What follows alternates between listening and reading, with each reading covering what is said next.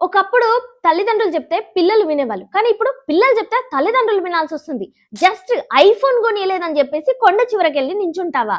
3 గంటలు సతాయించేసి నాకు ఐఫోన్ కొనియలేదు నేను చచ్చిపోతాని బ్లాక్‌మెయిల్ చేస్తావా? ఆపడానికొచ్చిన నీ తండ్రిని కూడా తీసుకొని లోయలో దూకుతావా? వాళ్ళిద్దరిని కాపాడాలి అని చెప్పేసి తల్లి కూడా లోయలో దూకింది. నీ ఐఫోన్ ఎక్కువనా? తల్లిదండ్రుల ప్రాణాలు ఎక్కువనా? నీ ప్రాణాలు ఎక్కువనా? ఐఫోన్‌కున్న వాల్యూ కూడా తల్లిదండ్రుల ప్రాణాలకి, నీ ప్రాణాలకి లేకుండా పోయింది. ఈ మధ్య కాలంలో మనుషులను ప్రేమించడం కంటే వస్తువులనే ఎక్కువ ప్రేమిస్తున్నారు. ఏమన్నా అంటే బ్లాక్‌మెయిల్ చేయడం. అసలు వాళ్ళ తండ్రికి ఆ స్తోమత ఉందా? లేదా? నాకు మా నాన్న ఐఫోన్ కొనిపెట్టగలడా? లేడా? అసలు నేనిప్పుడు ఐఫోన్ వాడే స్టేజా అని కూడా మీరసలు కాలిక్యులేట్ జేసుకోవట్లేదు. ఇంత ఇలా చెడిపోతున్నారేంటి?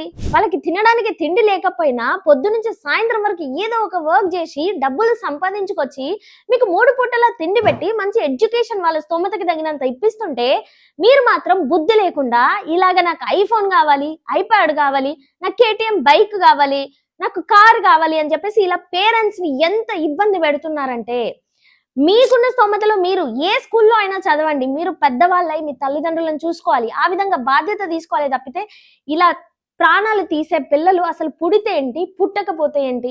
మిమ్మల్ని కని వాళ్ళ ప్రాణాలు వాళ్ళని కోల్పోతున్నారు. అసలు దీనివల్ల ఏం నేర్చుకోవాలి? సమాజం ఏం నేర్చుకోవాలి?